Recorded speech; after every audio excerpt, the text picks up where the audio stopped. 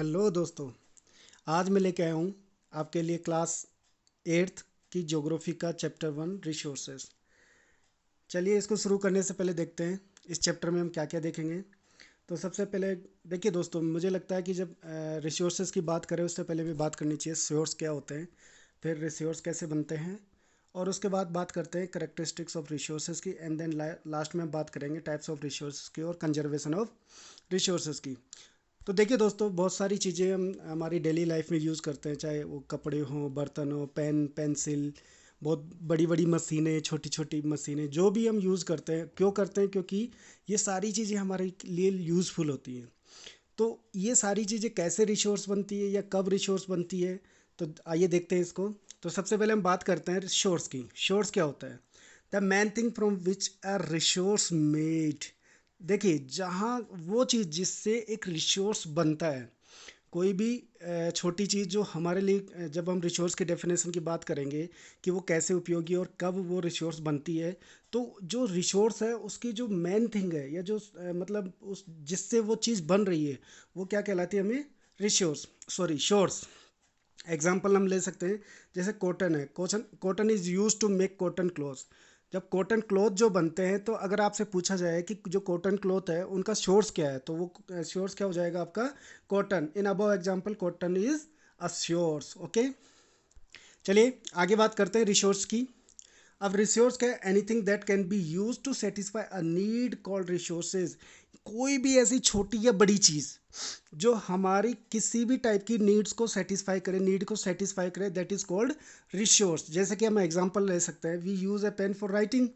अब बहुत ज़रूरी नहीं है क्या पेन का एग्जांपल ले, बहुत सारी चीज़ें हैं जो आपकी किसी भी तरीके से कोई भी जो नीड है उसको सेटिस्फाई अगर वो कर रही है, तो दैट इज़ कॉल्ड रिसोर्स। जैसे कि हमने पेन का एग्जांपल लिया कि हम लिखने के लिए किसका यूज़ करते हैं? पेन का। तो वो जो पेन है, पेन हमारे लिए क्या है? एक रिसोर्स है। क्यों? क्योंकि हमारी वो एक नीड को पूरा कर रही है कि वो हमें लिखने के लिए काम आ रही है हमारे। ओके, तो यहाँ पर आप देख सकते हैं जो एग्जांपल शोर्स और रिसोर्स का, ये जो कॉटन है वो क्लॉथ में कन्वर्ट हो जाती है तो रिसोर्स बन जाते हैं। और अगर हम पूछें कि जो क्लॉथ है उसका सोर्स क्या है, तो वो कॉटन।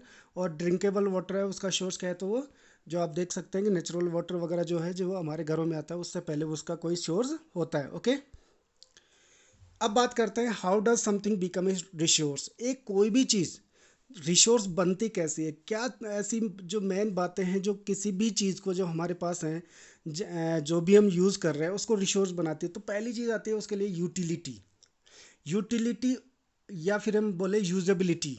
तो ये होता क्या है इसमें? क्या होता है? यूटिलिटी और usability is what make an object और सब्सटेंस अ रिसोर्स। यानी कि वो किसी भी तरीके से, ओके, कोई भी जो वस्तु है वो हमारे द्वारा जो उपयोग में लिया जा रहा है, उपयोग की कर रहे हैं हम लोग, उपयोग या उसका यूज़ इसलिए कर रहे हैं, उसका यूटिलिटी इसलिए है हमारे लिए क्योंकि वो बहुत हमारे लिए क्या है? यूज़फुल है। हमारे लिए बहुत यूज़फुल है, इसीलिए हम उसको यूज़ कर रहे हैं। तो जब भी कोई जो थिंग होती है, कोई चीज़ होती है, उसकी यूटिलिटी हमारे लिए जब ज़्यादा होती है तो वो हमारे लिए क्या बन जाती है? रिसोर्स। ओके, उसके बाद हम बात करते हैं वैल्यू। वैल्यू का मतलब होता है बेटा मूल्य। क्या होता है बच्चों? मूल्य, या जिसके बोले महत्व, जो इम्पोर्टेंस हम बोल सकते हैं। तो all resources have some value. हर रिसोर्स की कोई ना कोई वैल्यू जरूर होती है। चाहे कोई भी, आप छोटी से छोटी सुई की बात करेंगे तो सुई की भी एक वैल्यू होती है। बिना सुई के हम कपड़े नहीं सिल सकते। वैसे ही बड़े बड़ी जो मशीनें हैं उनकी जैसे वैल्यू होती है, वैसे सुई की भी एक छोटी वैल्यू होती है।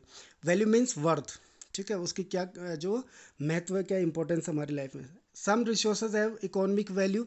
हो सकता है कुछ जो रिसोर्सेज उनकी इकोनॉमिक वैल्यू और कुछ की इकोनॉमिक वैल्यू नहीं हो। Okay, some do not.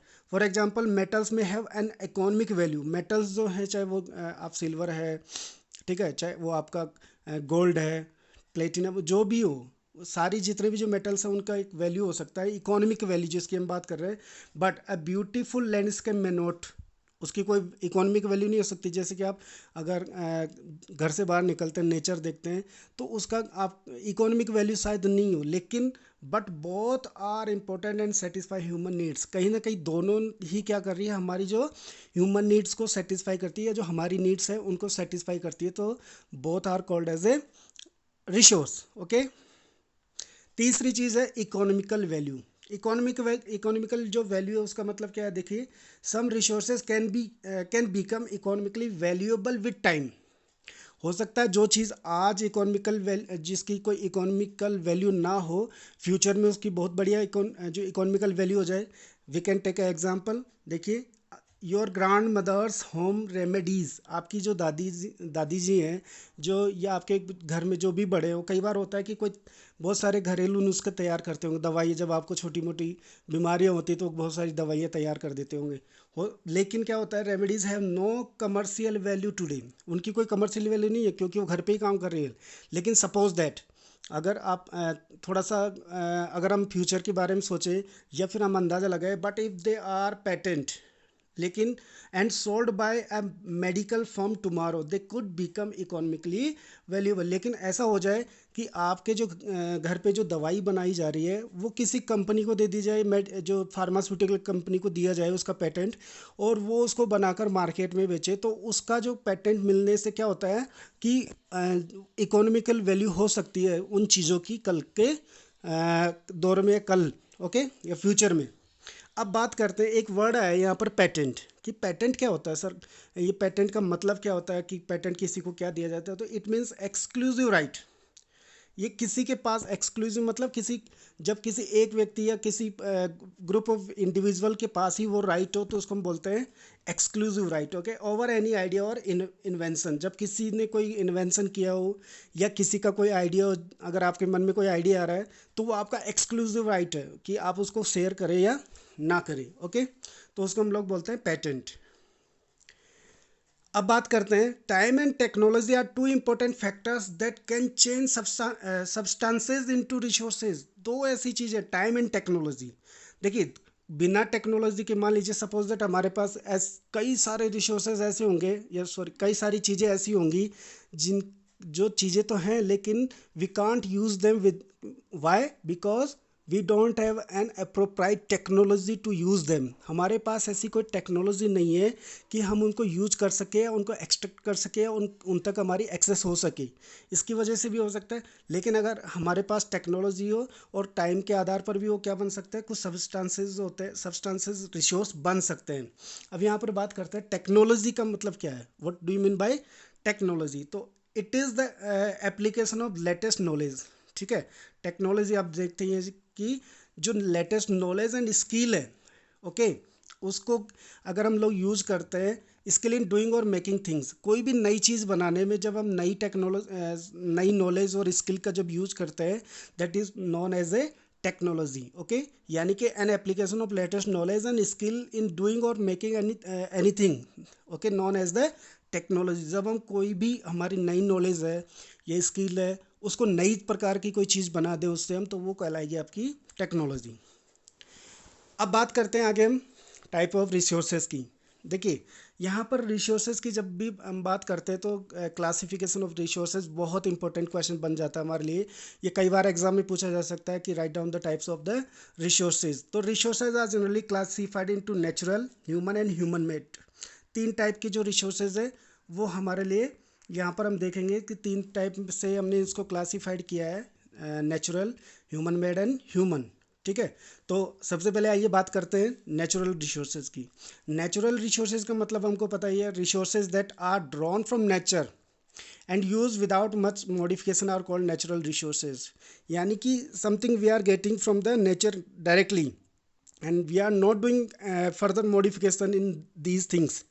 हम उनमें कोई ज़्यादा मॉडिफिकेशन नहीं कर रहे हैं और उनको हम यूज़ कर रहे हैं, डायरेक्टली यूज़ कर रहे हैं, या थोड़ा बहुत मॉडिफिकेशन करके भी अगर यूज़ कर रहे हैं जो नेचर से हमें चीज़ें मिल रही है, that is called natural resources. The air we breathe, the water in our rivers and lakes, the soils, minerals are all natural resources. ये जितने भी हैं ये क्या है, नेचुरल रिसोर्सेज के आपके एग्जांपल हो सकते हैं कि ये सारी चीज़ें अपनी नेचुरल रिसोर्सेज है, लाइक सोइल हो, लेक्स हो, मिनरल्स हो, जो भी हो, ओके।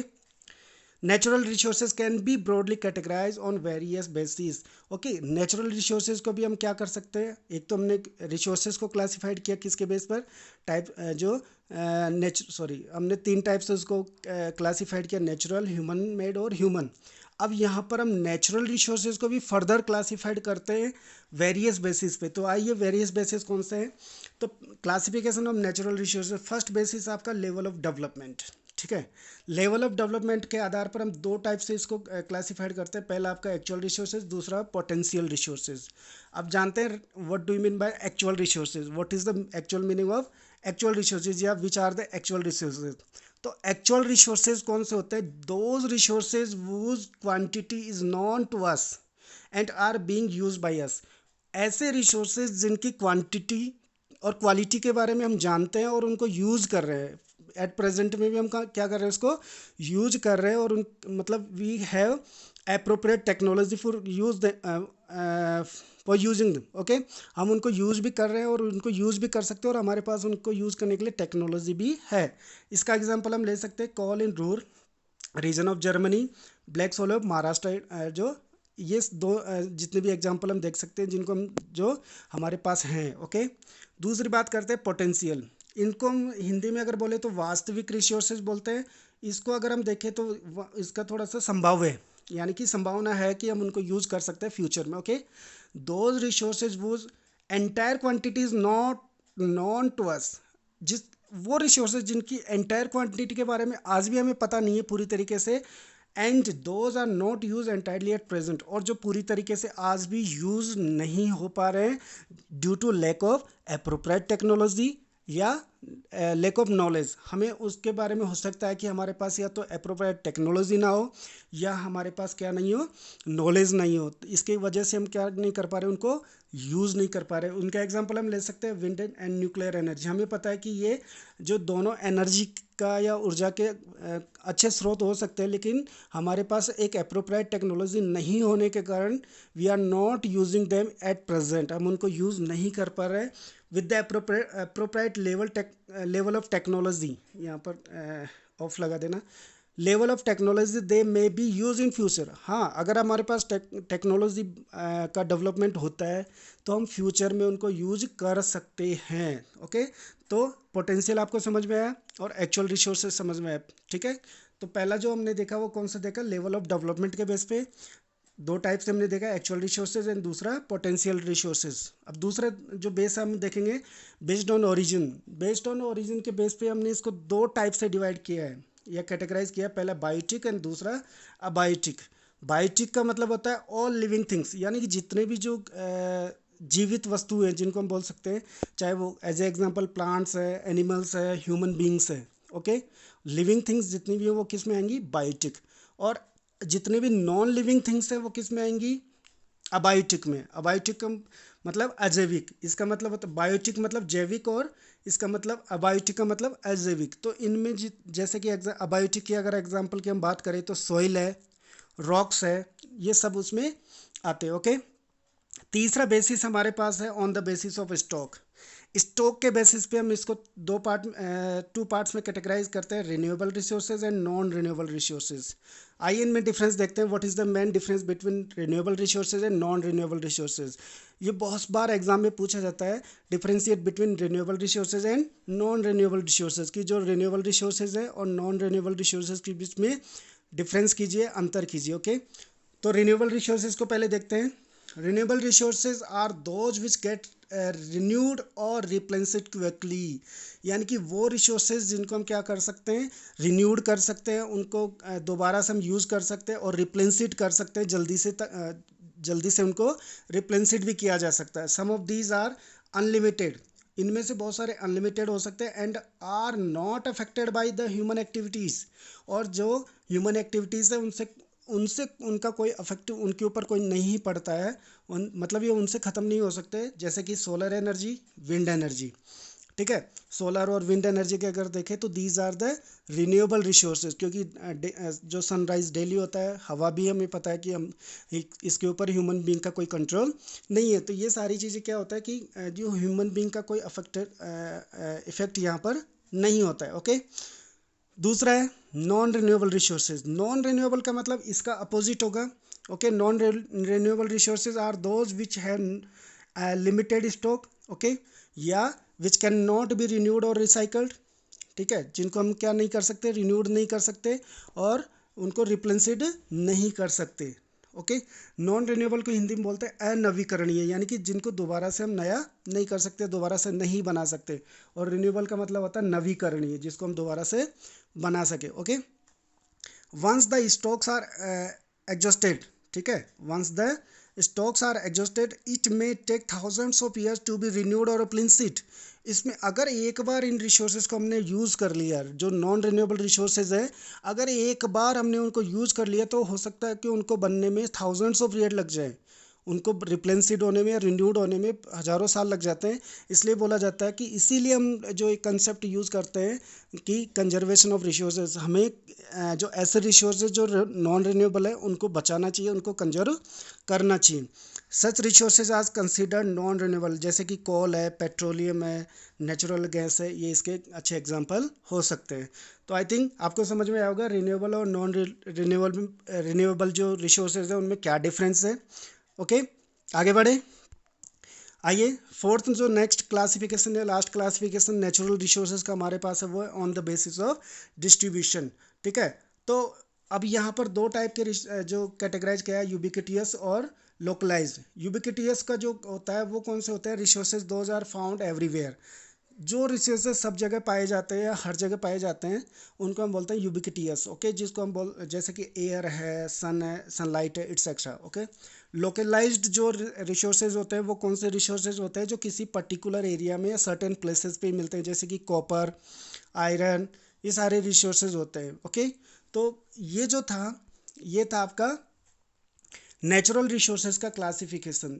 आइए दोबारा एक बार इसको देखते हैं। लेवल ऑफ डेवलपमेंट के बेस पे हमने इसको देखा, एक्चुअल रिसोर्सेज और पोटेंशियल रिसोर्सेज। दूसरा हमने देखा बेस्ड ऑन ओरिजिन के बेस पे, जिसमें हमने देखा बायोटिक और अबायोटिक। तीसरा हमने देखा on the basis of stock, जिसमें हमने देखा रिन्यूएबल और नॉन रिन्यूएबल। और लास्ट फोर्थ हमने देखा on the basis of distribution, जिसमें हमने यूबिक्विटियस और देखा हमने लोकलाइज्ड। ओके, अब देखते हैं दूसरा जो टाइप है हमारे पास, वो है जो हमने डिवाइड किया था या कैटेगराइज किया था ह्यूमन मेड रिसोर्सेज के रूप में। तो ह्यूमन मेड, जैसे कि नाम से स्पष्ट हो रहा है, या जो इसके नाम से ही है कि ये किसके द्वारा, ह्यूमन बीइंग के द्वारा बनाए हुए जो रिसोर्सेज है वो रिसोर्सेज इसमें होते हैं। जैसे कि people use natural resources to make building, bridges, roads, machinery and vehicles which are known as human made resource. जितने भी जो ह्यूमन मेड थिंग्स हैं, चाहे वो कोई भी चीज़ हो, चाहे वो बिल्डिंग हो, ब्रिजेज हो, रोड्स हो, मशीनरी हो, व्हीकल्स हो, आपके पास लैपटॉप हो, जो भी सारी चीज़ें, ये सब किस में आते हैं, ह्यूमन मेड रिसोर्सेज में। और किसकी हेल्प से बनाते हैं, टेक्नोलॉजी की हेल्प से। Okay, technology is also human made resources. देखो, और टेक्नोलॉजी है जो आज हम टेक्नोलॉजी जो यूज़ कर रहे हैं वो भी एक ह्यूमन मेड रिसोर्स है। क्यों? क्योंकि उसका डेवलपमेंट भी किसने किया है, ह्यूमन बीइंग ने। और लास्ट जो कैटेगराइजेशन हमारे पास है वो है रिसोर्सेज का ह्यूमन रिसोर्सेज। ओके, यानी कि अब इसमें देखिए, यहाँ इसके भी नाम से स्पष्ट हो रहा है ह्यूमन रिसोर्सेज, मतलब जो मैन है, वो ह्यूमन बीइंग है, वो खुद भी एक रिसोर्स के रूप में यूज़ होता है, यह खुद भी एक रिसोर्स है। Okay, human resource refers to number and यानी कि quantity and abilities mental and physical of the people, though there are differing views regarding treatment of humans as resource.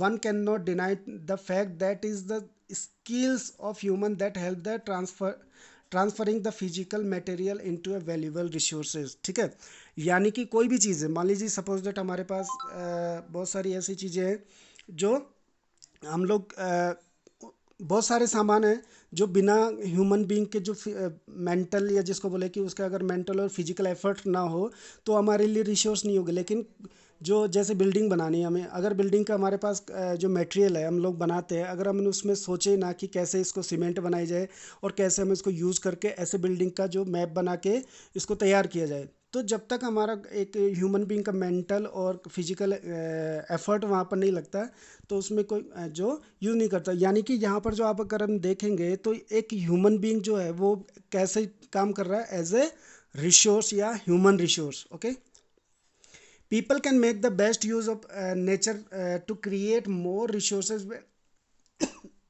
when they have the knowledge, skill and the technology to do so। यानी कि अब जितनी भी जो natural resources हैं, सारी जो nature में जो चीज़ें हैं, ऐसा तो नहीं है कि अपने आप में रिसोर्स बन जाएंगे जब तक कि हम उसको यूज़ ना करें। तो लोगों के पास ये पोटेंशियल है या लोगों के पास ये क्षमता है कि वो अपनी नॉलेज और स्किल के साथ, टेक्नोलॉजी के साथ वो क्या कर सकते हैं, उनको बेस्ट रिसोर्सेज में कन्वर्ट कर सकते हैं, उनको बेस्ट रिसोर्स के रूप में क्रिएट कर सकते हैं। That is why human being और आर ए स्पेशल रिसोर्सेज, यानी कि जितने भी जो अदर रिसोर्सेज हैं वो सारे किस पे डिपेंडेंट हो सकते हैं, ह्यूमन रिसोर्सेज पे। यानी कि ह्यूमन बींग ही उनको यूज़ करता है, उनको रिसोर्स बनाता है। Okay, people are human resources. Okay, तो ये चीज़ समझ में आई आपको, ह्यूमन रिसोर्सेज क्या होता है। आगे बढ़ते हैं, ह्यूमन रिसोर्स डेवलपमेंट क्या होता है। तो education and health, education and health help in making people A valuable resources. हाँ, ये बहुत बड़ी बात है। अगर आपके पास एजुकेशन नहीं है, आपके पास एजुकेशन नहीं है तो आपकी जो स्किल डेवलप नहीं होगी। और अगर आपकी हेल्थ ठीक नहीं है तो आप एक लाइबिलिटी के रूप में यहाँ पर हो जाओगे, कि दूसरों के ऊपर आप बर्डन के रूप में हो जाओगे। तो कहीं ना कहीं एजुकेशन जो हेल्थ है वो हेल्प करती है किसमें, लोगों को वैल्यूएबल रिसोर्स बनने में। Okay, improving the quality of people's skills so that they are able to create more resources known as human resource development. ठीक है, हम किस तरीके से एक जो व्यक्ति को या एक ह्यूमन बींग को एक अच्छा रिसोर्स के रूप में कन्वर्ट कर सकते हैं या क्रिएट कर सकते हैं, that is called as a human resource. और उसके लिए हमें पता ही है कि क्या है, हम किस में इन्वेस्ट करते हैं। सपोज दैट आपके पेरेंट आपको पढ़ा रहे हैं तो उनसे आपकी जो उनकी जो एक्सपेक्टेशंस है ये हैं कि आप अच्छे से पढ़ जाओगे तो आपके स्किल्स डेवलप होंगे और आप एक अच्छे रिसोर्स के रूप में उभर कर सामने आएंगे और आप कंट्री के और उनके सोसाइटी के जो डेवलपमेंट में कहीं ना कहीं अपना योगदान दे पाएंगे। ओके, अब बात करते हैं रिसोर्स कंजर्वेशन की। रिसोर्स कंजर्वेशन क्या है और क्यों करना चाहिए। ओके, यूजिंग रिसोर्सेज केयरफुली, अगर हम carefully and giving them time to get renewed is called resource conservation. जो हम रिसोर्स यूज़ कर रहे हैं उनको हम केयरफुली यूज़ करें और उनको इतना टाइम दें कि वो क्या हो सके, रिन्यूड हो सके, ताकि हम उनको दोबारा यूज़ कर सके। और उनको जो दोबारा यूज़ करने के लिए उनको जब तक रिन्यूड नहीं होने दिया जाएगा तो हम यूज़ नहीं कर सकते। तो carefully using used of the resources and giving them time to get renewed is called resource conservation. यानी कि हम उसको एक पूरा अप्रोप्रिएट टाइम दिया जाए कि वो वापस उसमें कन्वर्ट हो सके। ओके, तो ये सारी चीज़ें रिन्यूड हो सके। तो अब इसमें हम देख रहे हैं सारी चीज़ें क्या है कि कहीं ना कहीं कंजर्वेशन करना जरूरी है। अब कंजर्वेशन कैसे कर सकते हैं, तो आपको पता ही है कि कंजर्वेशन के बहुत सारे तरीके, जैसे अगर मान लीजिए suppose that electricity also a resource. अगर आप घर से बाहर निकल रहे हैं तो इलेक्ट्रिसिटी स्विच ऑफ कर सकते हैं। अगर आप पानी जो ड्रिंकेबल जो वाटर है या जो आप यूज़ कर रहे हैं, आपको अगर यूज़ नहीं हो अभी उसकी ज़रूरत नहीं है तो आप पानी का टैप बंद करके जा सकते हैं। ये सारी छोटी छोटी चीज़ें जो हम कहीं ना कहीं रिसोर्सेज को कंजर्व करने में हमारी हेल्प करते हैं। ओके, अब बात करते हैं सस्टेनेबल डेवलपमेंट। एक नया टर्म यहाँ पर है सस्टेनेबल डेवलपमेंट, या जिसको बोलते हैं सतत विकास। केयरफुली यूटिलाइजिंग रिसोर्सेज, देखिए एक वर्ड है यहाँ पर, carefully utilising of resources so that besides meeting the requirement of the present. हम रिसोर्सेज का ऐसे यूज करें, इस तरीके से केयरफुली यूज़ करें कि हमारी जो प्रेजेंट की जो रिक्वायरमेंट्स है वो तो पूरी हो ही सके, उसके साथ साथ हम क्या कर सके, also take care of future generations की, फ्यूचर जनरेशन के लिए भी हम उनको सिक्योर कर सके और उनको हम उनके लिए भी हम बचा के रख सके। That is called as a sustainable development, ताकि हम अपनी जो प्रेजेंट की जो नीड्स हैं उनको पूरा करते हुए फ्यूचर के लिए भी हम उसको कंजर्व कर सके। तो ये जो हम आज जो यूज़ कर रहे हैं और फ्यूचर के लिए जो सेव कर रहे हैं, ये जो टर्मिनोलॉजी, ये जो टर्म है, इसको हम बोलते हैं सस्टेनेबल डेवलपमेंट। ओके, तो इस चैप्टर में इतना ही था। ये सारी आई थिंक मैं कम टाइम में मैंने कोशिश की है कि आपको सारा चैप्टर क्लियर हो जाए। फिर भी अगर आपको कोई डाउट हो तो आप कमेंट बॉक्स में पूछ सकते हैं। आगे हम बात करेंगे। धन्यवाद।